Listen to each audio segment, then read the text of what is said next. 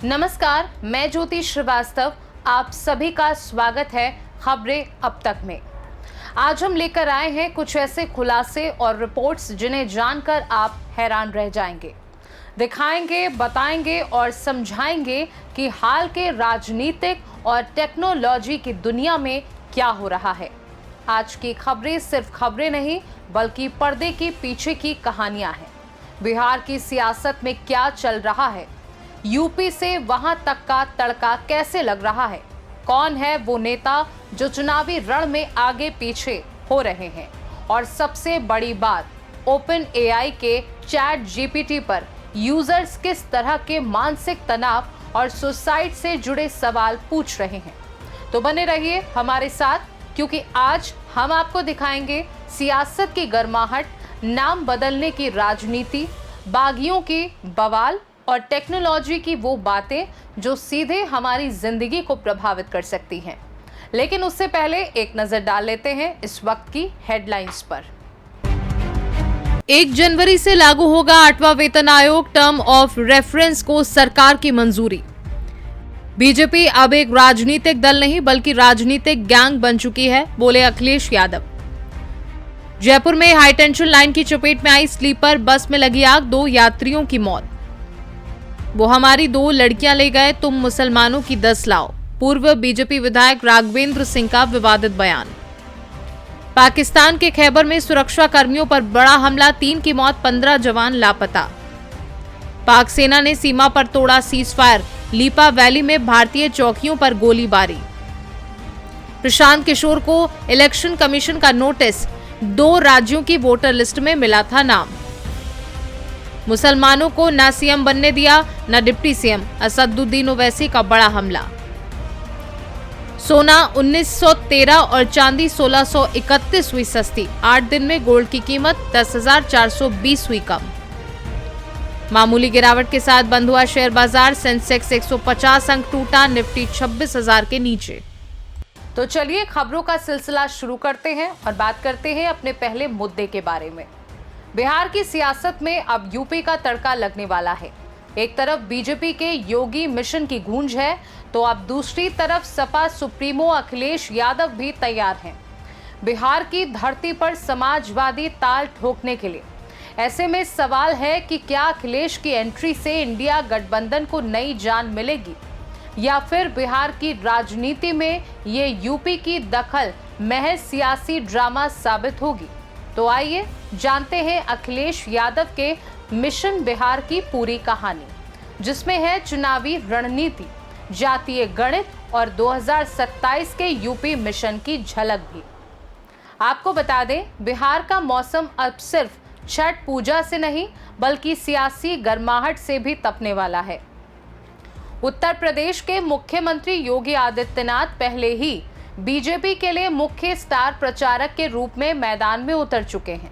अब उनके मुकाबले में समाजवादी पार्टी के मुखिया अखिलेश यादव उतरने की तैयारी में है। जी हां, पहले योजना थी कि अखिलेश यादव दिवाली के तुरंत बाद बिहार जाएंगे, लेकिन अब कार्यक्रम में थोड़ा बदलाव हुआ है। अब वो छठ पर्व के बाद बिहार की सियासी धरती पर कदम रखने जा रहे हैं और यहीं से शुरू होगा उनका मिशन बिहार। एक ऐसा मिशन जो यूपी की सीमाओं को पार कर इंडिया गठबंधन में नई हलचल मचाने वाला है।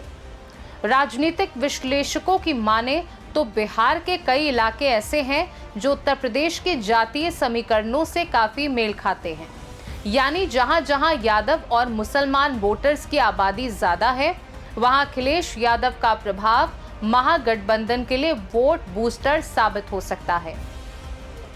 दिलचस्प बात यह है कि समाजवादी पार्टी इस बार चुनाव मैदान में नहीं उतरेगी, बल्कि महागठबंधन की मदद करेगी। सपा का मकसद है बिहार में गठबंधन को मजबूत करना और 2027 के यूपी चुनाव से पहले मनोवैज्ञानिक बढ़त हासिल करना। दरअसल सपा अध्यक्ष अखिलेश यादव बिहार के सीमावर्ती जिलों में प्रचार करेंगे। वो इलाके जहां रिश्तों और राजनीति दोनों में यूपी और बिहार की सीमाएं धुंधली पड़ जाती हैं, यहां यादव और मुस्लिम मतदाताओं की संख्या अच्छी खासी है और यही वो वोट बैंक है जिस पर अखिलेश की पकड़ मजबूत मानी जाती है। अखिलेश की रणनीति साफ है, बिहार में महागठबंधन को मदद देकर और यूपी में आने वाले चुनावों के लिए सियासी समीकरण तैयार करना।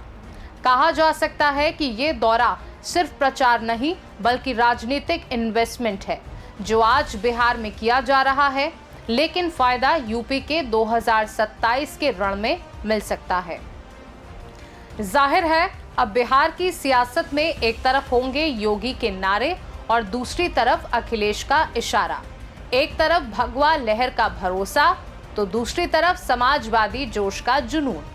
लेकिन बड़ा सवाल यह है कि क्या अखिलेश यादव वाकई महागठबंधन को नया दम दे पाएंगे या फिर बिहार की राजनीति उन्हें सिर्फ यूपी का मेहमान मानकर आगे बढ़ जाएगी। छठ के बाद अखिलेश के बिहार दौरे पर सबकी नजरें टिकी हैं, क्योंकि इस बार खेल सिर्फ बिहार का नहीं 2027 के यूपी के रण का भी है। खैर, बढ़ते हैं अपनी अगली खबर की ओर। नाम में क्या रखा है? ये डायलॉग फिल्मों में तो चल सकता है, लेकिन यूपी की राजनीति में नाम ही सब कुछ है। अब देखिए ना, मुख्यमंत्री योगी आदित्यनाथ ने एक बार फिर इतिहास की किताब पलट दी है। जी हां, लखीमपुर खीरी पहुंचे योगी ने ऐलान कर दिया कि मुस्तफाबाद अब कहलाएगा कबीर धाम। ऐसे में अब सवाल उठता है कि ये नाम बदलने की राजनीति है या संस्कृति बचाने की कोशिश, और क्या ये बदलाव वाकई उस पहचान को लौटा पाएगा जो वक्त के साथ गुम हो गई थी। चलिए आपको बताते हैं योगी सरकार के इस नए नामकरण संस्कार की पूरी कहानी। आपको बता दें, लखीमपुर खीरी के स्मृति महोत्सव मेला 2025 में मुख्यमंत्री योगी आदित्यनाथ पहुंचे और वहां से उन्होंने ऐसा ऐलान किया जिसने एक बार फिर सियासी हलचल मचा दी। योगी ने कहा, मुस्तफाबाद गांव का नाम बदलकर कबीर धाम किया जाएगा, क्योंकि उनके मुताबिक ये गांव संत कबीर की विरासत से जुड़ा हुआ है और इसका पुराना नाम उस आध्यात्मिक पहचान को ढक देता है। योगी ने मंच से साफ कहा कि जब मैंने पूछा कि इस गांव में कितने मुसलमान रहते हैं तो जवाब मिला कोई नहीं, तो फिर इसका नाम मुस्तफाबाद क्यों? इसे कबीर धाम कहा जाना चाहिए। सुनिए। आप सोचो ना, मैं जब यहां पर आया तो मैंने इस गांव के बारे में पूछा, मुझे बताया गया गांव का नाम है मुस्तफाबाद। मैंने कहा कितनी मुस्लिम आबादी रहती है यहां पे? कहा एक भी नहीं, लेकिन नाम मुस्तफाबाद हो गया। हमने कहा भाई अब ये नाम बदलना चाहिए, मुस्तफाबाद ने कबीर धाम इसका नाम रख दो। हम प्रस्ताव मंगाएंगे, यहां से प्रस्ताव मंगा करके इस कार्यक्रम को आगे बढ़ा देंगे। बहनों और भाइयों, यही है आत्मीयता का भाव। उन लोगों ने अयोध्या को फैजाबाद किया था, प्रयागराज को इलाहाबाद किया था, कबीर धाम को मुस्तफाबाद किया था, और ये हमारी सरकार है, फैजाबाद को अयोध्या बना रही है, इलाहाबाद को प्रयागराज बना रही है और मुस्तफाबाद को फिर से कबीर धाम स्थल बना करके उस गौरव की पुनर्स्थापना के कार्यक्रम के साथ आपको जोड़ रही है। आप सोचो, आपकी पहचान को समाप्त कर दिया जाए, आपके सामने अस्तित्व का संकट खड़ा हो जाएगा। ये जो पहचान थी, यह भी अस्तित्व के से जूझते हुए समाज के लिए उसी प्रकार के षड्यंत्र का हिस्सा था। और खासतौर पर इस सीमावर्ती क्षेत्र में तो और भी यह महत्वपूर्ण पड़ता है। लखीमपुर खीरी केवल एक जनपद नहीं, क्षेत्रफल के हिसाब से देखेंगे तो प्रदेश के सबसे बड़े जनपदों में लखीमपुर खीरी की गिनती होती है। सीमावर्ती जनपद भी है, और तब भी इस प्रकार की शरारत करने से लोग बाज नहीं आए। यानी यहां पर भी नाम में भी सेकुलर, ये सेकुलर नहीं, ये पाखंड है, और इस पाखंड से मुक्ति आज के समय में आवश्यक है। और उसी का आह्वान करने के लिए आज हम सब आपके पास आए हैं, आपसे कहने के लिए। मुख्यमंत्री ने ऐलान किया कि यूपी सरकार नाम बदलने का प्रस्ताव तैयार करेगी और जरूरी प्रशासनिक कदम उठाएगी ताकि ये नाम बदलाव सिर्फ घोषणा न रहे, हकीकत बन जाए। बता दें, योगी आदित्यनाथ ने इसे अपनी सरकार के सांस्कृतिक पुनर्स्थापन अभियान से जोड़ा। वो अभियान जिसके तहत पहले ही इलाहाबाद को प्रयागराज, फैजाबाद को अयोध्या और अब मुस्तफाबाद को कबीरधाम बनाया जा रहा है। वहीं सभा में मुख्यमंत्री ने विपक्ष पर तंज कसते हुए कहा कि पहले सरकारी पैसा कब्रिस्तान की चार दीवारी में जाता था, अब वही पैसा हमारी आस्था के केंद्रों को सजाने संवारने में लग रहा है।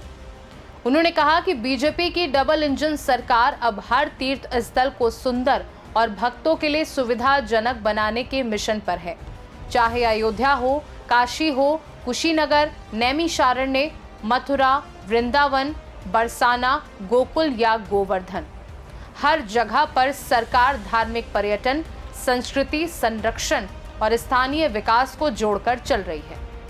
योगी ने कहा, ये सिर्फ नाम बदलना नहीं, बल्कि ये सभ्यता की पहचान और अपनेपन की भावना को फिर से जीवित करने की कोशिश है। कुल मिलाकर अब देखा जाए तो लखीमपुर का मुस्तफाबाद अब बनेगा कबीरधाम। नाम वही बदलेगा, लेकिन कहानी पुरानी है। आस्था, इतिहास और राजनीति का संगम। योगी का कहना है कि ये संस्कारों की वापसी है, लेकिन विरोधी इसे नामकरण की सियासत बता रहे हैं। अब देखना ये होगा कि क्या ये बदलाव संत कबीर की विरासत को सच में नया जीवन देगा, या फिर ये भी राजनीति के इतिहास में एक और नाम बनकर रह जाएगा। फिलहाल इतना तय है कि यूपी में नाम बदलने की राजनीति अभी खत्म नहीं हुई है, बल्कि अब तो ये कबीरधाम अध्याय की शुरुआत है। खैर, बढ़ते हैं अपनी अगली खबर की ओर। बिहार चुनाव 2025 में बागियों का बवाल तेज हो गया। अब आरजेडी ने भी साफ कर दिया कि पार्टी लाइन तोड़ने वालों के लिए कोई जगह नहीं है। जी हां, आरजेडी ने 27 नेताओं को पार्टी से बाहर कर दिया है, 6 साल के लिए निष्कासित। ऐसे में सवाल ये है कि क्या ये कार्यवाही चुनाव से पहले अनुशासन वापस लाएगी या और नाराजगी बढ़ा देगी। चलिए जानते हैं इस बागी बवाल की पूरी कहानी। बिहार विधानसभा चुनाव जैसे जैसे नजदीक आ रहा है, वैसे वैसे सियासी दलों के अंदर बगावत की दरारें गहरी होती जा रही हैं। बीजेपी और जेडीयू के बाद अब राष्ट्रीय जनता दल ने भी सर्जिकल स्ट्राइक कर दी है। जी हां, बीजेपी से शुरू हुई बागी बवाल की लपटें अब विपक्ष के खेमे में भी पहुंच चुकी हैं। अब आरजेडी ने दिखा दिया है कि पार्टी लाइन से हटने वालों के लिए कोई जगह नहीं है।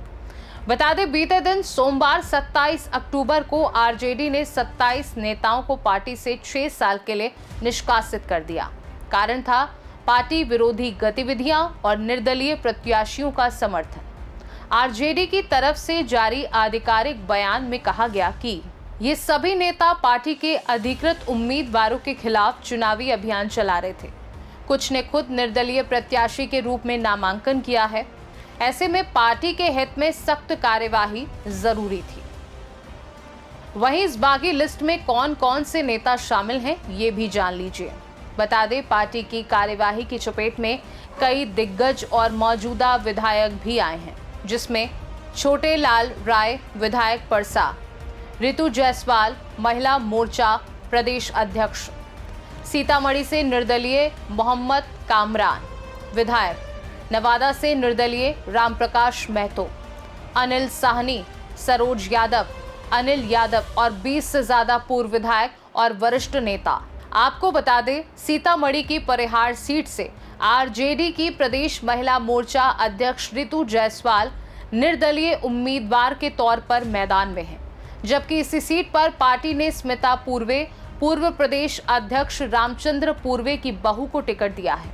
वहीं नवादा की गोविंदपुर सीट पर मौजूदा विधायक मोहम्मद कामरान को टिकट नहीं मिला, तो उन्होंने पार्टी से बगावत कर निर्दलीय पर्चा भर दिया। वहीं सारण की परसा सीट से विधायक छोटे लाल राय अब जेडीयू के टिकट पर चुनाव लड़ रहे हैं, जबकि आरजेडी ने वहां तेज प्रताप यादव की साली डॉक्टर करिश्मा राय को मैदान में उतारा है। बता दें, इसी दिन जेडीयू ने भी पार्टी विरोधी गतिविधियों के आरोप में 11 नेताओं को निष्कासित कर दिया। इनमें एक पूर्व मंत्री भी शामिल है।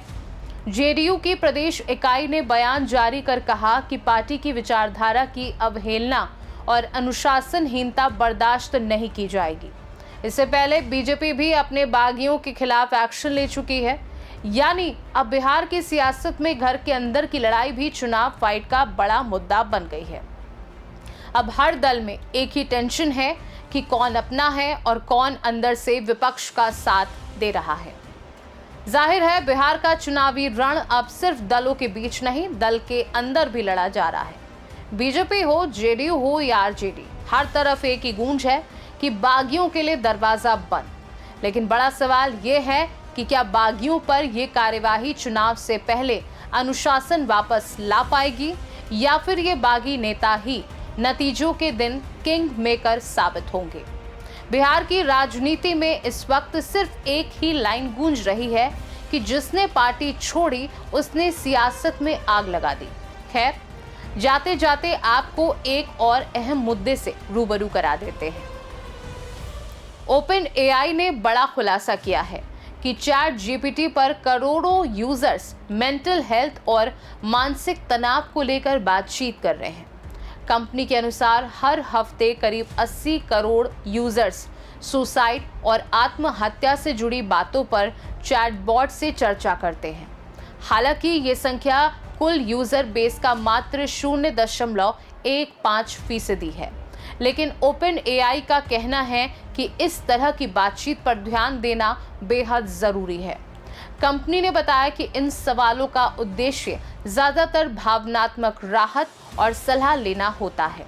ओपन एआई ने इसे गंभीरता से लेते हुए बताया कि वे 170 से ज्यादा मेंटल हेल्थ एक्सपर्ट के साथ काम कर रहे हैं ताकि एआई चैटबॉट को सुसाइड और तनाव से जुड़ी बातचीत में सुरक्षित और सही तरीके से प्रतिक्रिया देने के लिए प्रशिक्षित किया जा सके। ओपन एआई का मानना है कि नए मॉडल पहले से कहीं बेहतर तरीके से यूजर्स की मदद कर पाएंगे और उन्हें भावनात्मक तनाव से निपटने में मार्गदर्शन दे पाएंगे। लेकिन ध्यान रखने की जरूरत है कि कई स्टडी में ये भी पाया गया है कि एआई कभी-कभी यूजर्स को गलत या हानिकारक सलाह दे सकता है, जिससे गंभीर नुकसान भी हो सकता है। इस पूरी स्थिति ने यह स्पष्ट किया है कि चैट जीपीटी जैसी एआई तकनीक हमारी जिंदगी में मददगार साबित हो सकती है, लेकिन इसके उपयोग में सावधानी और जिम्मेदारी बेहद जरूरी है। संवेदनशील मामलों में कभी भी पूरी तरह एआई पर भरोसा करना खतरनाक हो सकता है। तो आज हमने देखा कि बिहार की सियासत में यूपी का तड़का किस तरह लग रहा है, किस तरह नेता अपनी राजनीतिक चालें चल रहे हैं और ओपन एआई के चैट जीपीटी पर यूजर्स किस तरह अपनी भावनाओं और मानसिक तनाव को लेकर बातचीत कर रहे हैं। हमारी ये रिपोर्ट याद दिलाती है कि टेक्नोलॉजी सिर्फ मददगार नहीं है, बल्कि जिम्मेदारी और सावधानी से इस्तेमाल करने की जरूरत है। फिलहाल आज के लिए बस इतना ही। जुड़े रहिए हमारे साथ, क्योंकि खबरें अब तक हमेशा आपके लिए लाती है वो रिपोर्ट्स जो दिखाती है सच की तस्वीर। अगली बार फिर मिलेंगे नई खुलासों और रिपोर्ट्स के साथ। तब तक सतर्क रहिए, जागरूक रहिए और खबरों को समझिए। नमस्कार।